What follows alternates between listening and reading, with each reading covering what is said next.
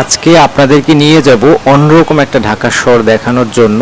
আর এটা আপনারা দেখতে পাচ্ছেন এটা কিন্তু আসলে ওয়াটার বাস না, ওয়াটার বাস ভেবে আবার ভুল করেন না, এটা প্রাইভেট কার। আর ঢাকা শহরের আজকে পরিস্থিতি এমনই ছিল। আজকে আসলে 12ই জুলাই, 28শে আষাঢ়। তো এই আষাঢ়ের যে উত্তাল, এটা আজকে দেখিয়েছে ঢাকাবাসীকে। আর সবচেয়ে ভালো লেগেছে ওদের শৈশব, আর শৈশব নিয়ে আপনাদের সাথে গল্প থাকবে শেষের দিকে। আগে আমি আপনাদেরকে চেষ্টা করেছি এই ঢাকা শহরের এই যে মানে প্রচণ্ড পানির একটা যে প্রেশার এবং এই যে পানিবদ্ধ একটা জীবন, এই জীবন সম্পর্কে আপনাদেরকে একটু শেয়ার করার চেষ্টা করেছি। আমার সাথেই থাকবে। যেহেতু আষাঢ় মাস, তার মানে একটা পরিবেশ আমরা ভাবতে পারি, কিন্তু এত ভয়ঙ্কর পরিবেশ আমি আমার আষাঢ়ের জীবনে এটা প্রথম দেখেছি। এজন্যই আসলে আমি আজকে অবাক ছিলাম। তো এটা আসলে ঢাকা শহরের একটা চিত্র। তো আপনারা হয়তো দেখতে পাচ্ছেন জায়গাটাও কোথায়, পান্থপথের এই সাইডে। তো আমি আসলে আজকে অবাক হয়েছি যে এত এত পানি হতে পারে ঢাকা শহরে, ভাবার মতো না। ঘুম থেকে উঠেই যখন বের হলাম, বের হওয়ার পথেই এই অবস্থা। তো ভাবলাম যে আপনাদের সাথে বিষয়টা একটু শেয়ার করি। আর যারা আমার চ্যানেলে নতুন আছেন, যদি আমার ভিডিওগুলো ভালো লেগে থাকে অবশ্যই আমার চ্যানেলটা সাবস্ক্রাইব করবেন এবং আমার পাশে থাকার চেষ্টা করবেন, আমিও আপনাদের পাশে থাকব। তো আমরা আসলে এই পানি দেখতে দেখতে একটা বিষয় নিয়ে একটু কথা বলি। যেহেতু পানি আছে, মানুষের জীবনে খারাপ সময় থাকবে, ভালো সময় থাকবে, হতাশা থাকবে, আরও অনেক কিছুই থাকবে। তার মধ্যে থেকে জীবন কিন্তু জীবনের গতিতে চলেই যাবে, কখনো জীবন কিন্তু আমাদের থেমে থাকবে না, একদমই না। আর আমরা অবশ্যই শৈশবে ফিরে যাব, সেই শৈশবের দৃশ্যটা আমরা শেষের দিকে দেখাবো। আমরা যারা 80-র দশকে আছি বা 90 দশকে আছি, অবশ্যই আমাদের শৈশবটা এরকম ছিল, তবে এই নোংরা পানির মধ্যে না, আমাদের শৈশবটা ছিল একটা স্বচ্ছ পানির মধ্যে। যাক, সে বিষয়ে আমরা শেষে কথা বলি।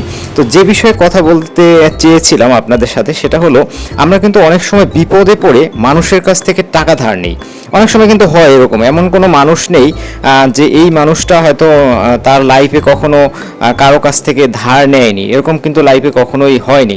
বিপদের সময় আমরা অনেক সময় অনেক সিদ্ধান্তই নেই।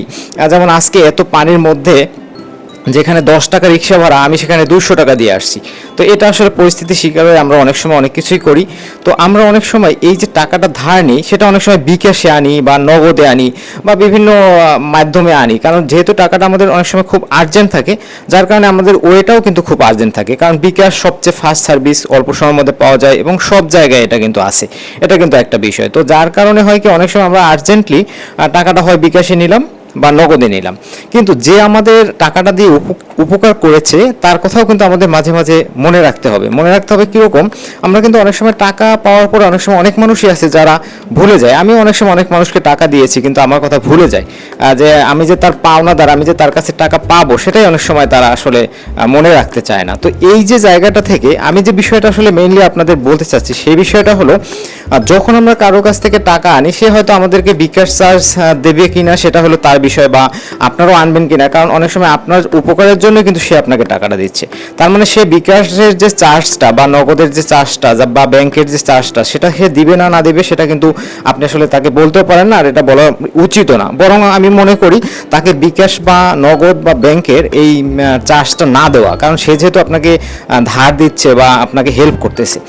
আর এরপরে কি হয়, যখন আমরা তাকে ওই টাকাটা ব্যাক করে দেই, অর্থাৎ যখন আমাদের ধরেন মানে আমাদের প্রবলেম সলভ হয়ে গেল, আমরা কোনো কারণে সচ্ছল হয়ে গেলাম, তখন কিন্তু আমরা টাকাটা তাকে অনেক সময় ব্যাক করে দিই। তাকে অনেক সময় না, ম্যাক্সিমাম সময় আমরা ব্যাক করে দিই। এই ব্যাক করার সময় আমরা অনেক সময় কি করি, তাকে কিন্তু আমরা ওই বিকাশের পেমেন্টের চার্জটা দেই না, বা নগদের চার্জটা দেই না, বা ব্যাংকের যে সার্ভিস বিলটা আসে সেটা আমরা দেই না। তো এটা কিন্তু আমি মনে করি আমাদের জন্য একটা অন্যায়। এটা আসলে আমার সাথে অনেকবার হয়েছে, এই জন্যই আমি আপনাদের সাথে শেয়ার করলাম। কারণ অনেক সময় আমি মানুষকে উপকার করলাম, আর সেখানে আমার 1000 টাকায় ধরেন 40 টাকা আমার লস হয়। কারণ আমি ধরেন দেওয়ার সময় যদি 1020 টাকা দিই, আবার তারা যদি আমাকে পাঠানোর সময় 1000 টাকা পাঠায়, ওটা আবার তুলতে আমার 20 টাকা খরচ হয়, আর পাঠানোর সময় 20 টাকা, তার মানে 1000 টাকা আমার 40 টাকা লস। তার মানে এটা কিন্তু যে আপনার উপকার করবে তার জন্য কিন্তু একটা বড় ধরনের হ্যাম্পার।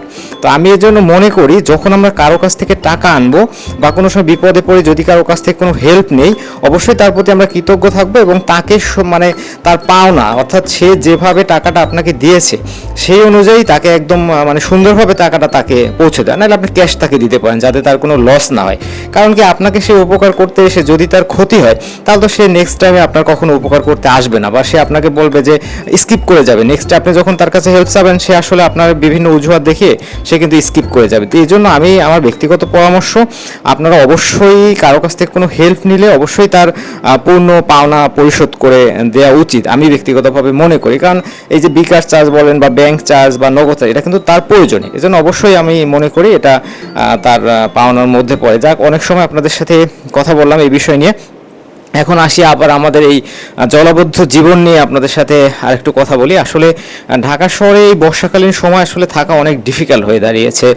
কিছু কিছু এলাকায়, যেমন আপনার পান্থপথের এই সাইডে, প্লাস মতিঝিল, আরও আপনার সংসদ ভবনের এই সাইড, তো অনেক জায়গাগুলো আসলে আমাদের আসলে অনেক ডিফিকাল্ট একটা লাইফ আমরা ফিল করতেছি।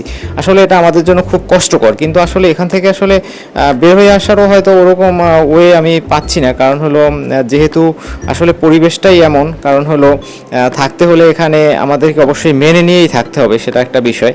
আর যতই কষ্ট হোক, যেহেতু আমরা এখানে বসবাস করি বা যেহেতু আমরা এখানে থাকি, অবশ্যই আমাদের আসতে হবে। তবে আমাদের খুব সতর্কতার সহিত এই টাইমে আমাদের চলতে হবে, কারণ রাস্তায় কিন্তু অজস্র পরিমাণ খাদ রয়েছে, অজস্র গর্ত রয়েছে। এই টাইমে অবশ্যই আপনারা খুব কেয়ারফুলভাবে হ্যান্ডেল করবেন, কারণ আপনার কিন্তু একটা দুর্ঘটনা হয়ে গেলে আপনার পরিবার অবশ্যই সেটা সাফার করবে। এজন্য আমি চাই না আমাদের পরিবারের বা আমাদের কারো কোনো প্রবলেম হোক, বা আমরা সবসময় যেন ভালো থাকতে পারি। এটা কিন্তু আমি সবসময় আপনাদেরকে বলি যে নিজেকে সর্বোচ্চ গুরুত্ব দিতে হবে এবং সর্বোচ্চ নিজেকে সাপোর্ট দিতে হবে সবসময়ের জন্য। হয়তো আপনার অফিসে আধা ঘন্টা লেট হবে, কিন্তু বা 2 ঘন্টা লেট হবে, বা এমন পরিস্থিতি হলে অনেক সময় অফিসে কিন্তু যাওয়া ডিফিকাল্ট হয়, সেটাও আপনাকে ম্যানেজ করতে হবে। কিন্তু আপনার লাইফ যেন কখনোই বিপর্যয় বা কোনো প্রবলেমে পড়ে না যায়, সেদিকে আপনাকে অবশ্যই খেয়াল রাখতে হবে। তো আমার কাছে আসলে এই দিনটা আমার জন্য খুব একটা স্মরণীয় দিন হয়েছে। একদিকে ছিল এত পানি, এটা নিয়ে একটা হতাশা, অন্যদিকে আবার একটা মানে হ্যাপিনেসও আমি ফিল করেছিলাম। সেটা হলো সেই শৈশবের স্মৃতিতে আমি ফিরে গিয়েছিলাম। এটা আমার জন্য একটু অন্যরকম মনে হয়েছে। মানে যারা ওরা ছিল, ওদেরকে দেখে আসলে আমি আসলে অবাক হয়েছি। আমার কাছে আসলে অন্যরকম লেগেছিল। সেই দৃশ্য আপনাদের দেখাবো, আপনারা আমার সাথেই থাকুন। এই হলো সেই ওদের দৃশ্য। তো এটা দেখে আমি আসলে মানে সত্য কথা বলতে কি, আমি আসলে অন্যরকম একটা ফিলিংসে চলে গিয়েছিলাম, যেটা আসলে আপনাদেরকে বোঝানোর কোনো রকম ভাষা আমার নেই। কারণ আমি আসলে 80 দশকে আমার জন্ম, তো সেই সময় আমাদের জীবন কত সুন্দর ছিল, কত স্বচ্ছ ছিল, আমাদের জীবন কত স্বচ্ছ পানির মতো সুন্দর ছিল। কিন্তু এখানে কিন্তু আসলে ওরা নোংরা পানির মধ্যে এনজয় করতেছে, তারপরও ওরা সেই সময়টাকে ফিল করিয়ে দিয়েছে। এজন্য অবশ্যই আমি কৃতজ্ঞ, এবং আমার মধ্যে একটা ভালো লাগা কাজ করেছে। জানি না আপনাদের মধ্যে কতটুকু ভালো লাগা কাজ করেছে।